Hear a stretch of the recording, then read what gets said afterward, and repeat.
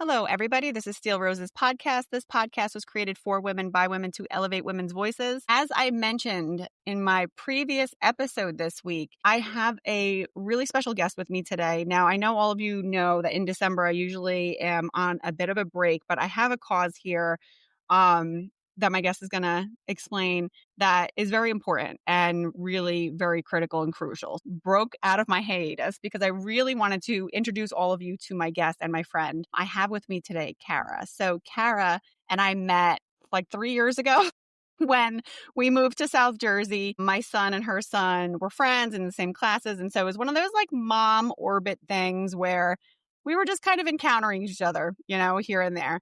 And it was almost like one of those moments where the right conversation was happening at the right time. And you all know how I feel about that in terms of the universe and things aligning the way that they're meant to be aligned. This is one of those moments where during the conversation, I had that inkling and I had that instinct that kind of bubbled up inside me that said, I really need to go further with this. I need to go deeper. And in the discussion, Kara was actually sharing with me about her son, who has a very rare disease. And so I want to have Kara come on. I would love for her to introduce herself to all of you and share her story about her son. So Kara, welcome to the podcast. Hi. Thank you very much, Jenny. As you said, Jenny said, my name is Kara. I have 2 sons. My son, Thomas, is friends with Jenny's son, Vincente.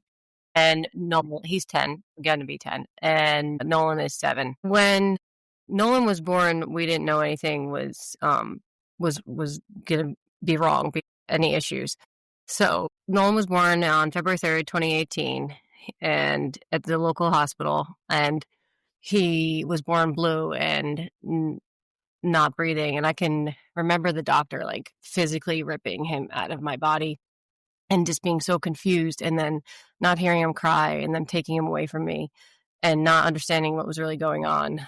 And then they told me we need to find a different hospital because he had stridor and they didn't have a pediatric scope. So I was like, okay, I was thinking. And then they came back and they said, he's having seizures. You need to go. So I said, I would like to go to CHOP. And they said, CHOP is full. They have no more beds. So I asked the attending, I said, where do you think we should go? And she was like, ethically, I can't endorse a hospital. And I'm like, are you kidding me? I'm not writing to the papers. I just gave birth to what I expected to be a healthy, typical baby who's now seizing, and I have no idea why. So she's like, I think he needs a level 4 NICU. The next one closest to us is DuPont in Delaware. So on February 3rd, 2018, that's where we went. We went to Delaware, DuPont, Nemours Hospital, and we stayed there until May 10th. We were admitted for 3.5 months. Just to backtrack a little bit, his seizures in the beginning were so bad.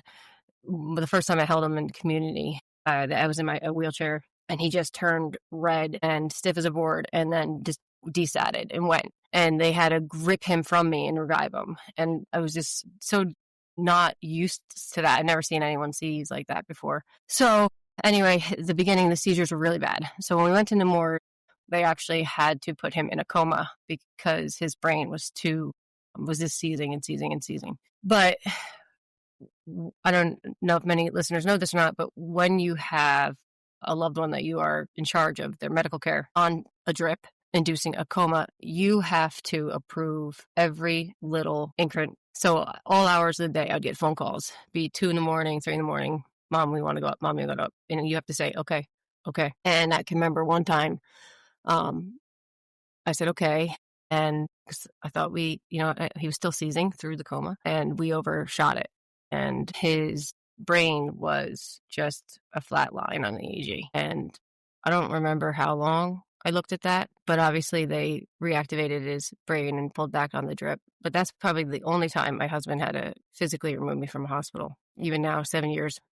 Because I remember looking at the line and being like, on the EEG, nobody was talking about it? Nobody was saying anything. And I'm just like, what is happening? Why is nobody addressing this? And I just lost it. And later on, talking with a neurologist, I found out that, he gave them a good scare too. But they were doing everything they could to help save my son. So in the end, once I understood the whole process, I understood why everything was going on. But anyway, so this is what's going on in the very first few days. And at this point, we're waiting for genetic testing to come back. So nobody knows why this is happening. And in my head, okay, maybe this is an injury because I felt they're trying to get this team strike everything. And so we get a phone call on 20th that they come scurvy at neurologist, social worker, and a neonatologist and fellow.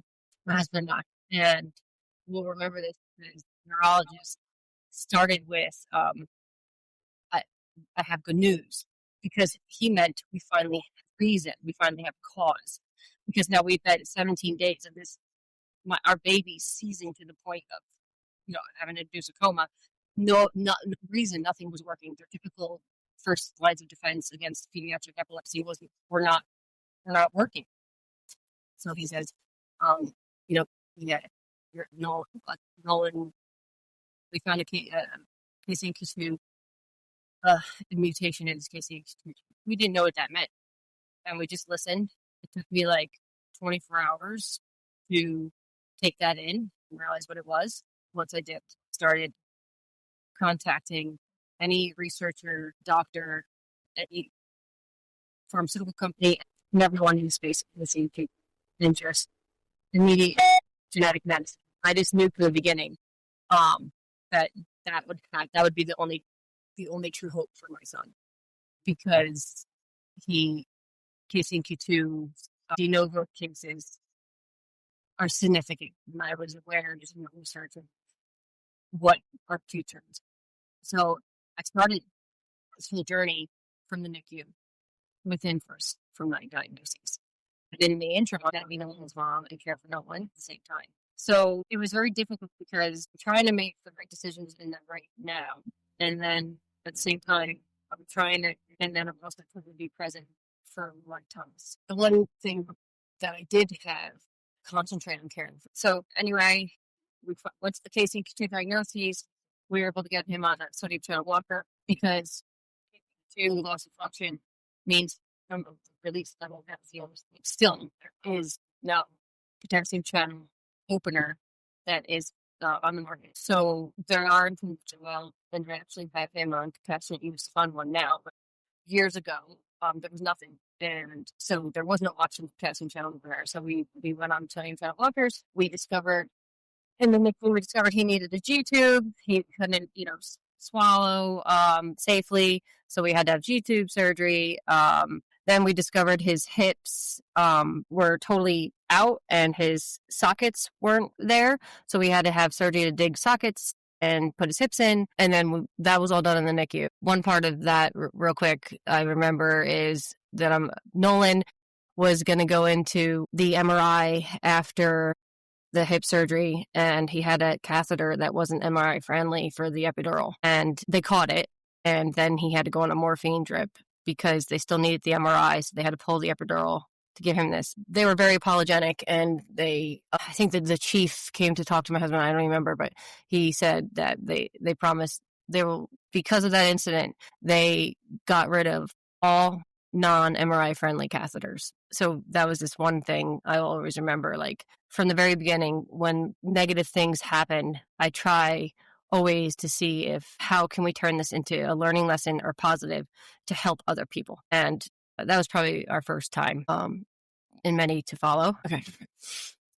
So we put Nolan on the ketogenic diet, and we went home and on sodium channel blockers in May. And then we went for a routine EEG in July 2018. And Nolan was a little pale, but he was still doing PT like the day before. And I can remember that they did routine blood work. And the fellow comes in and says, "Hey, Mom, we're going to redo the blood work. We think something's wrong. His hemoglobin is a 2.6 at that moment." So we redid the blood work, but before the second results even came back, which was actually a 2.3 hemoglobin, an attending walked in, and he wasn't hollering, like he wasn't screaming, but he very like stern and authoritative voice. And he was rambling off to the entire medical team on why that blood work was accurate. And he hit a switch on the wall, and lights just went off and sirens, and a team came running in black scrubs, and they immediately transported Nolan to the PICU. Mind you, I didn't know. I'm a Nolanologist, I say. So I had no idea what was going on. I'm like, okay, his blood count's a little low. I'm like, why is this like, why is everyone freaking out? Not freaking out, but like responding very aggressively. And even I remember the nurse's name was Kara that day. And she was like being very, rubbing my back, being sympathetic. And I'm like, yeah. Okay, what's his hemoglobin's a little low. That's what's the problem. Like, so anyway, we wound up in the PICU. They gave us blood transfusions. They were trying to figure out what was going on. They couldn't. And once our hemoglobin got back up from receiving blood transfusion, I wanted to leave because we just spent all this time in the hospital. I had my 18-month-old Thomas home. I forgot to mention, I never left Nolan, not one day. I went to the hospital to have my son, and I was going to leave with him. So Thomas had to go to my family a lot, and he was only 18 months, but I couldn't leave Nolan. So I was like, in July, I'm like, I'm going home. And I was trying to leave, and the attending had to walk in because I was leaving, and the fellow didn't know what to do. And he's like, Mom, I heard you're trying to leave. He's like, your son's hemoglobin was a 2.3. We don't know how his organs didn't shut down. And he rambled off on everything that would have happened in, like, within the very near future if we didn't catch his hemoglobin. And after I realized the significance of what a hemoglobin is, I said, okay, we'll stay a little longer. So we stayed, but we couldn't figure out why. So we ended up going home, and then every week getting blood work, and every week his hemoglobin was dropping. And we had to have blood transfusions and iron IAG infusions in the hematology pediatric floor of CHOP building. By this time, we ended up in the PICU with the issue at DuPont. However, once we started trying to find the bleed, because his stool was dark, and that's the only thing we could tell, so it had to be GI. And we exhausted everything. All the, we did colonoscopies, endoscopes, medical scans, lymphatic studies. We did everything. And they very, honestly, they were great. Like, no, I'm not trying to speak ill of them. They sincerely just said, Mom, I'm sorry, we've exhausted our resources. You need to go to Boston or CHOP. And there was 2 specific doctors, they said, that are wanted. I know their names, but I don't know if I should share them right now. But legitimately, there's 2 doctors who are very, that's their niche. That's their expertise. Yeah. So I said, okay, we're going to go to CHOP because Boston's a little far. So we went to this particular doctor in GI and CHOP. And so our care is transferred to there. And so we ended up having to go weekly for blood transfusions and iron infusions every other week. Nobody could figure out where the bleed was coming from. We ended up in CHOP's PICU in February of 2019 with scurvy, rickets, 2 broken legs, bleeding from his mouth, and failure to thrive. He was very sick. And they said the last thing before exploratory surgery to see where this bleed is coming from is let's try to come off the ketogenic diet, see what happens. And so we did. And by May, it was resolved. It was a very rare reaction to the ketogenic diet.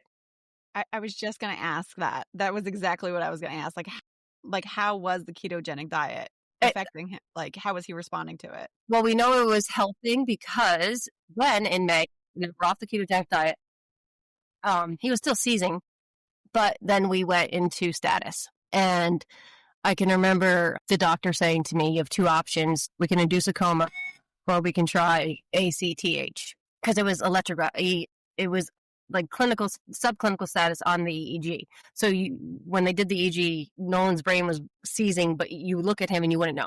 So they said, Mom, we can induce a coma or we can try ACTH. And I said, ready to do the coma thing, not doing it. So it's okay, let's do ACTH. And we did a round of ACTH. It was shots in his thighs, I believe it was twice a day, every day for a month. And I remember the doctor telling us, it's like playing darts, but you're doing it into your kid's muscle. So actually my husband was better at that than me because he's a better dart player. So anyway, it did clean up the AG. We were happy, but as soon as he got off the ACTH, it reverted back. So they said, okay, let's try again. And we did another round of ACTH. And again, it cleaned up the AG, but again, it didn't stick. And that just went into a good maybe year of trying to chase his AG, and finally with other medications. And then the story that you're telling right now, this is like the first year of life. This is his first year of life that you're explaining, essentially. Or is it the first 6 months? I was trying to follow your timeline. Nope. So the first year was out of the NICU in May 2018. Then we ended with a 2.3 hemoglobin in July 18. Then we ended up in their PICU the following February 2019 at 1. Then we went in status in May 2019. So that's where we're at in the story right now, his beginning. And I have a picture. I'll show you that. I remember the doctor saying just something funny when we did the ACTH. He said, "Okay, I want to warn you guys. Often it can cause significant swelling, and it's labeled like an ACTH face." And the whole thing, I remember being like, "Never happened to my baby. Nope." And now I look back, and it's hilarious how huge he was. No idea. Like, sincerely, no idea. Like, all these things that happened, and I'm giving, like, it's impossible to tell you every little detail of, like, how traumatic all this was, because we'd be at the hospital and you wouldn't know you're staying, and then you're staying, you're not coming home. We were admitted every single month. Every month we were admitted viruses he's had because of the blood bleeding issue. We had to have PICC lines at home, 2 PICC lines. Mm-hmm. So we had a bloodstream infection with one of them, and we ended up with Enterococcal, I believe it was called, and had to get obviously treatment for that. So every single week we were there it was very hard to get a stick on him. He's very, very hard to get a line. So we had to maintain PICC lines at home. So that's why in the point of the story right now where I'm at is we just finished our ACTH. It didn't stick September 2019.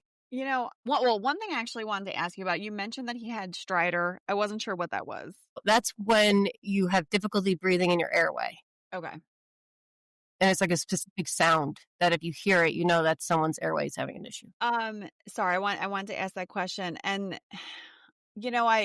I want to wrap my head around the situation. There's no way I'm going to be able to really actually understand. So I do want to say that up front. There is absolutely no way I'll be able to understand what you've gone through. But how did you manage that first year, that first 6 months? I know you said family, friends. What a godsend, to be honest. And I know it feels kind of crappy because as a mom, you want to be with your children. You want to be with both of them.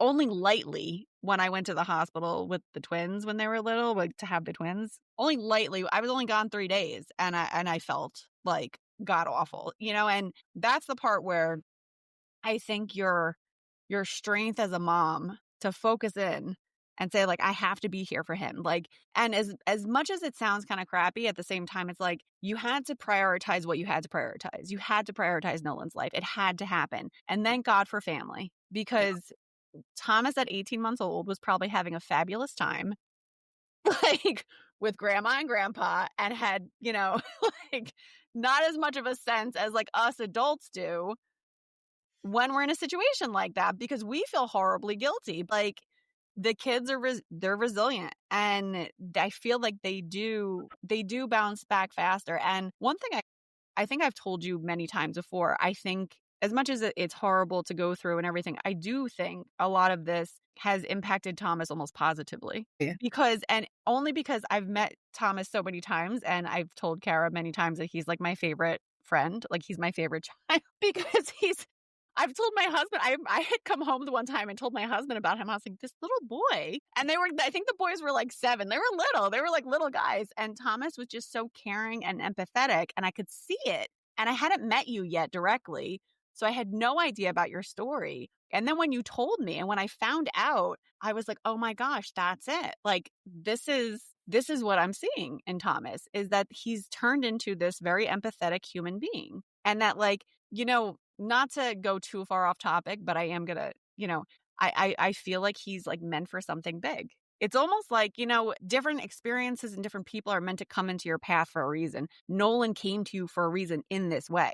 There's a reason why, and if me as an outsider saying it, I don't even know if you want to like kill me for saying something like that, but like, I've given this quite a bit of thought leading in all of our interactions. And there's a really deep part of me that feels like Nolan was meant to be with you. Like he's meant to be with you. Like this was supposed to happen this way. Yeah. I guess, when you say that, the only thing I could think about is if I am successful with Nolan's genetic treatment, and we do bring this technology and treatment and medication to his friends, and then I can uh, get on your boat. Is it right? I Yeah, know. I know. yeah. No, I like the reason will in my what is the grander reason? And the grander reason is I think Nolan's going to save a lot of kids' lives. I think so too. Kara, I And truly think so too. You mentioned, so I know about it because we've obviously been working on this for a long time. And the story of his first year, I think the listeners who are listening and what you've gone through, I think they're gonna hear it, and they're gonna hear in between the lines of how difficult that was, because I'm trying to fathom it, and I'm having a hard time because you as a human now, is such a tremendous thing. And you'll hear it in the episode that I did to introduce your episode, how I talk about you, because you yourself you're such an impactful person now to me. Like the first time we met, I remember afterwards I was like, oh, I think I want to be friends with her. I was like, something about her, I want to be friends with her, because you have this energy about you that is like what you said. I mean, no one has already impacted lives because you told the MRI story with the catheter, and that's already been an impact. So it feels what you're saying is right. So I do want you, like the ketogenic diet, like I asked them I don't know if they were. All I know is now though that there was teams, because mind you, it wasn't just DuPont. It was DuPont. It was CHOP. It was New York. We went to DC. Like we went everywhere. And this was very rare. Nobody knew. So that alone educated hundreds, we'll say, medical professionals that now learn next time that's happening, they have a child on ketogenic diet, or they put them through a plethora of testing in a year, months and months of blood transfusions. They might say it's the diet. So yeah, there was that. And there's probably other instances. Yeah, I mean, you've gone through so much, but there's probably other instances that have cropped up over his life, because I was trying to calculate it out. He's what, 7 now? so, yeah. 7, which in itself is quite miraculous. So I'm sure there's a lot of other instances in his journey and in his treatment journey thus far, or in the investigation of his disease and trying to find treatment, that he has shifted and course corrected things. He's probably made ripples already, and he's only 7. I want to take a pause with, his history there. And I do want you to talk a little bit about the hope now and where we are now, because I want to know when you came upon the research for the it's not medication, but for the treatment for him. And, how did you find that? Really is the bigger question. I mean, you must have been doing loads of research trying to find something for him.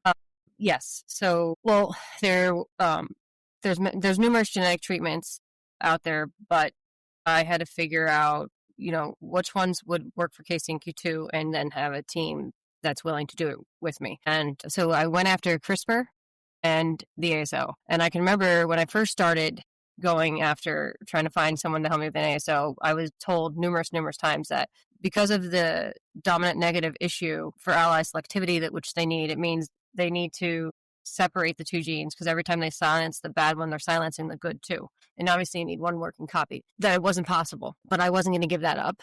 But in the aside, I partnered with NYU, and I started a CRISPR project, base editing. So that's like actual genetic editing. And I think that that's the goal of where medicine is going, but we aren't there yet, at least for the central nervous system. And when I say, I mean within the next couple of years. I do think CRISPR, we will see it in the central nervous system within the near future within science. I would say 5 years, but Nolan needs something right now. So sorry. Anyway, it was actually really hard because I don't have a lot of, clout and resources. So I would just be begging people to help me.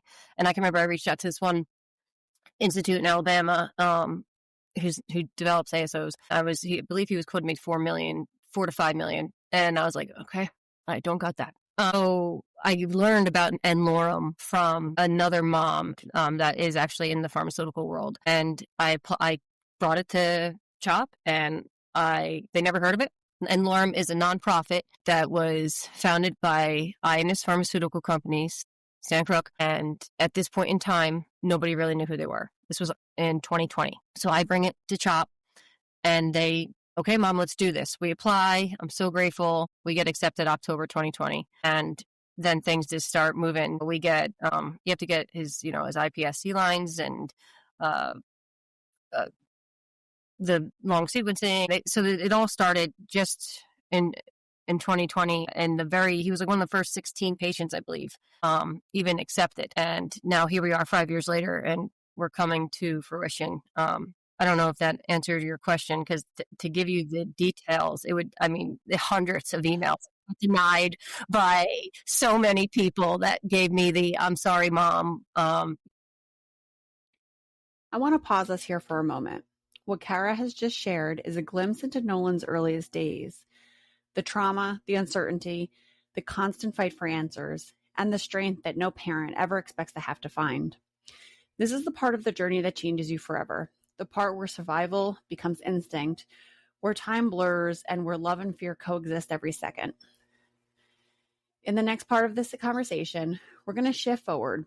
We'll talk about where Nolan is today, the hope that science is bringing to this story, and the extraordinary path Kara has carved, not just as a mother, but as an advocate, changing what's possible for children with rare disease.